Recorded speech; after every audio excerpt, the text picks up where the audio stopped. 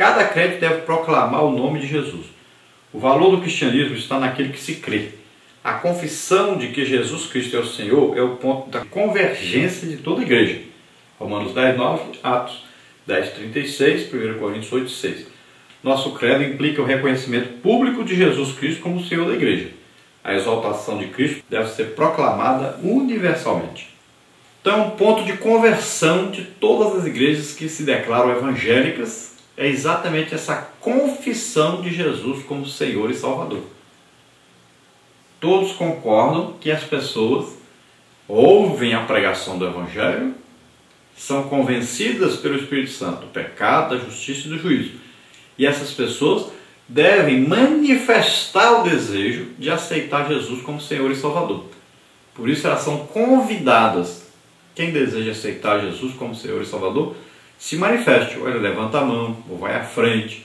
Então ele vai se manifestar diante de todas as pessoas e também do reino espiritual, em que ele está fazendo uma decisão, ele está aceitando o senhorio de Jesus. Então ele vai tomar a decisão, ele vai confessar. Paulo diz em Romanos 10, 9, se com a tua boca confessares ao Senhor Jesus e em teu coração creres que Deus o ressuscitou dos mortos, serás salvo. Mateus 10, 32 diz, portanto, todo aquele que me confessar diante dos homens, eu também o confessarei lá no céu, diante do meu Pai. Então veja bem, são condições para que a pessoa seja aceita como filho de Deus, para que o seu nome seja escrito no livro da vida. Então a pessoa precisa o quê? Tomar uma decisão de aceitar o senhorio de Cristo. Então aqui toda língua confessa quer dizer isso. Ah, mas é a pessoa que é muda, não fala. Sim, mas ela tomou a decisão e naquela hora pode ver que ela falou alguma coisa, não foi inteligível para nós, nós não compreendemos, mas ela desejou reconhecer, falar isso. O problema é que a sua língua não consegue exprimir palavras, né? Então, aqui diz, toda língua confesse que Jesus Cristo é o Senhor. Então a pessoa tem que desejar, tem que reconhecer, tem que se manifestar. Conclusão aí, o tema estudado hoje é altamente teológico. Vimos a humilhação e a encarnação de Jesus. Estudamos a dinâmica de sua humanização e a sua consequente exaltação. Aprendemos também que o Senhor Jesus é o Deus forte encarnado, verdadeiramente homem, verdadeiramente Deus, e que ele recebeu do Pai toda a autoridade nos céus e na terra. Ele é o Kyrios, o Senhor Todo-Poderoso, o nome sobre o qual um dia todo joelho se dobrará e toda língua confessará que Jesus Cristo é o Senhor. Proclamemos essa verdade universalmente. Glória a Deus. Então isso é o que deve ser proclamado a todos. Que Jesus Cristo nasceu na terra como homem, viveu como homem, levou os nossos pecados sobre ele, morreu por nós, morreu no lugar do homem, na cruz do Calvário, levando o pecado do homem sobre ele. Mas ele ressuscitou, está vivo. E todos devem confessar os seus pecados, se arrepender dos seus pecados e aceitar esse plano de Deus, aceitar esse Jesus Cristo como Senhor e Salvador. Sem isso não há salvação. Então é preciso proclamar isso a todas as nações, a todas as pessoas, para que elas possam ser salvas. Porque Deus deseja que todos sejam salvos e cheguem ao pleno conhecimento da verdade. Que verdade? Que há um só Deus e um só mediador entre Deus e os homens, Jesus Cristo, aquele que se fez homem e morreu por nós na cruz do Calvário. Glória a Deus, aleluia. Se você deseja fazer isso agora, vamos orar juntos agora. Pai querido, em nome de Jesus, abençoa essas vidas, abençoa aqueles que estão ouvindo agora, Senhor. Ó Senhor, convence-os do pecado, da justiça e do juízo agora. Salva, Senhor, essas vidas.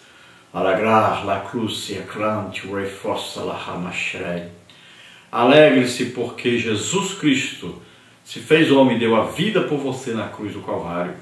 Receba agora o perdão dos seus pecados, receba agora a reconciliação com Deus. O seu nome está sendo escrito no livro da vida no céu. Você agora é filho de Deus. Em nome de Jesus, receba o teu perdão, receba a misericórdia de Deus da sua vida. Pai querido, visita poderosamente agora, Senhor, aqueles que estão ouvindo, curando agora todas as enfermidades, libertando, Senhor, de toda opressão, batizando com o Espírito Santo. Em nome de Jesus, recebam o poder de Deus agora aí na sua vida. Em nome de Jesus. Glória a Deus. Aleluia. Queremos avisar aos irmãos que o mês 10, mês de outubro, está livre ainda. Se alguém deseja, nós podemos estar aí na sua igreja. Também o mês de dezembro ainda temos espaço. Vamos agora então ao nosso questionário. Primeira pergunta aí para completar dentro do texto áureo. De sorte que haja em vós o mesmo sentimento que houve também em Cristo Jesus. Filipenses 2:5. Dentro da nossa verdade prática, a segunda pergunta para completar. Jesus Cristo é o nosso modelo ideal de submissão, humildade e serviço. Pergunta número 3, dentro aí da introdução. Quais são as duas naturezas inseparáveis de Jesus? Onde essa doutrina é apresentada por Paulo? Então, as duas naturezas, a humanidade e a divindade. Então, onde é apresentado? No segundo capítulo da Epístola aos Filipenses. Dentro agora da primeira parte, o Filho Divino, o estado eterno da pré-encarnação, pergunta número 4. De que maneira ele nos deu o maior exemplo de humildade? Então, na Epístola aos Filipenses, lemos: de sorte que haja em vós o mesmo sentimento que houve também em Cristo Jesus. Este texto reflete a humildade de Cristo revelada antes da sua encarnação. Certa feita, quando ensinava aos seus discípulos, o mestre disse: aprendei de mim que sou manso e humilde de coração. Mateus 11:29. Jesus Cristo é o modelo perfeito de humildade. O apóstolo Paulo insta que os filipenses tenham a mesma disposição demonstrada por Jesus. Pergunta número 5. Jesus aqui na terra era igual a Deus? Sim, que sendo em forma de Deus. A palavra forma sugere o objeto de uma configuração, uma semelhança. Em relação a Deus, o termo refere-se à forma essencial da divindade. Cristo é Deus, igual com o Pai, pois ambos têm a mesma natureza, glória e essência. Cristo é por natureza Deus, pois antes de fazer-se humano, subsistia em forma de Deus. Os líderes de Jerusalém procuravam matar Jesus porque ele dizia ser igual a Deus. A Filipe o Senhor afirmou ser igual ao Pai, João 14, 9-11. A divindade de Cristo é fartamente corroborada ao longo da Bíblia. Portanto, Cristo, ao fazer-se homem, esvaziou-se não de sua divindade, mas de sua glória. Pergunta número 6. O que significa, mas não teve por usurpação ser igual a Deus? Isso significa que o Senhor não se apegou aos seus direitos divinos.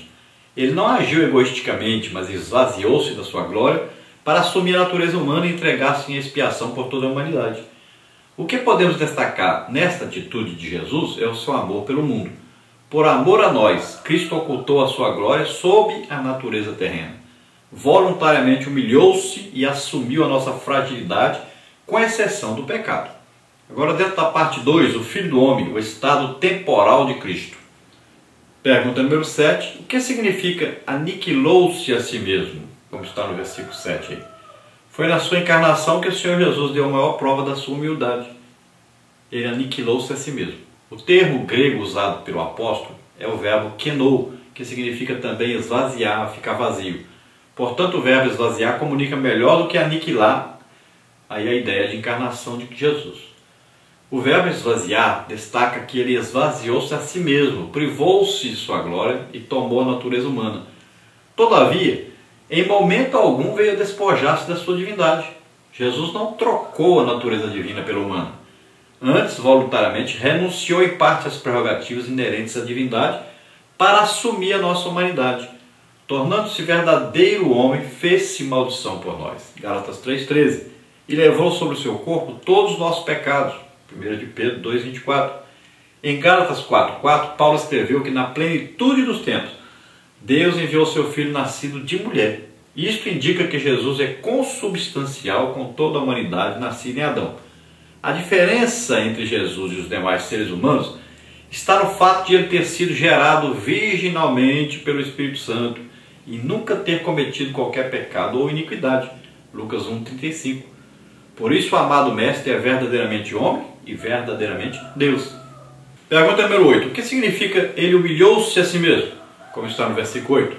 Então Jesus encarnado rebaixou-se mais ainda ao permitir ser escarnecido e maltratado pelos incrédulos. A auto-humilhação do Mestre foi espontânea. Ele submeteu-se às maiores afrontas, porém jamais perdeu o foco da sua missão, cumprir toda a justiça de Deus para salvar a humanidade. O que significa ele foi obediente até a morte e morte de cruz, como está no versículo 8? Então o mestre amado foi obediente à vontade do Pai até mesmo em sua agonia. Não se faça a minha vontade, mas a tua. No Getsemane, antes de encarar o Calvário, Jesus enfrentou profunda angústia e submeteu-se totalmente a Deus, acatando-lhe a vontade soberana. Quando enfrentou o Calvário, o mestre desceu ao ponto mais baixo da sua humilhação. Ele se fez maldição por nós, passando pela morte de cruz. Dentro da parte 3, a exaltação de Cristo. Pergunta número 10. O que significa Deus o exaltou soberanamente, como está no versículo 9? Então, após a sua vitória final sobre o pecado e a morte, Jesus é finalmente exaltado pelo Pai. O caminho da exaltação passou pela humilhação, mas ele foi coroado de glória, tornando-se herdeiro de todas as coisas. Pergunta número 11. O que significa o nome Jesus? Qual o termo grego de onde vem esse nome? Então, usado pelo autor sagrado para designar especialmente Jesus, o termo grego Kyrios revela a glorificação de Cristo. O nome Jesus é equivalente a Senhor e por decreto divino ele foi elevado acima de todo nome. As Escrituras atestam que ante o seu nome se dobre todo o joelho dos que estão nos céus, na terra e debaixo da terra, e toda a língua confessa que Jesus Cristo é o Senhor. Aí, o Kyrios. Pergunta número 12. O que quer dizer dobre-se todo o joelho? Diante de Jesus, todo joelho se dobrará. Ajoelhar-se implica reconhecer a autoridade de alguém. Logo, quando nos ajoelhamos diante de Jesus, deixamos bem claro que Ele é a autoridade suprema não só da igreja, mas de todo o universo. Quando oramos em seu nome e cantamos-lhe louvores, reconhecemos-lhe a soberania, pois todas as coisas animadas e inanimadas estão sob a sua autoridade e não podem esquivar-se do seu senhorio. Pergunta número 13. O que quer dizer toda língua confesse, como está no versículo 11? Então, além de ressaltar o reconhecimento do senhorio de Jesus, a expressão implica também a pregação do Evangelho em todo o mundo. Cada crente deve proclamar o nome de Jesus. O valor do cristianismo está naquilo que se crê. A confissão de que Jesus Cristo é o Senhor é o ponto de convergência de toda a igreja. Nosso credo implica o reconhecimento público de Jesus Cristo como Senhor da igreja. A exaltação de Cristo deve ser proclamada universalmente. Agora, dentro da conclusão, pergunta número 14 para completar. O tema estudado hoje é altamente teológico. Vimos a humilhação e encarnação de Jesus. Estudamos a dinâmica da sua humanização e a sua consequente exaltação. Aprendemos também que o Senhor Jesus é o Deus forte encarnado, verdadeiramente homem, verdadeiramente Deus, e que Ele recebeu do Pai toda a autoridade nos céus e na terra. Ele é o Kyrios, o Senhor Todo-Poderoso, o nome sobre o qual um dia todo joelho se dobrará e toda língua confessará que Jesus Cristo é o Senhor. Proclamemos essa verdade universalmente. Glória a Deus, aleluia.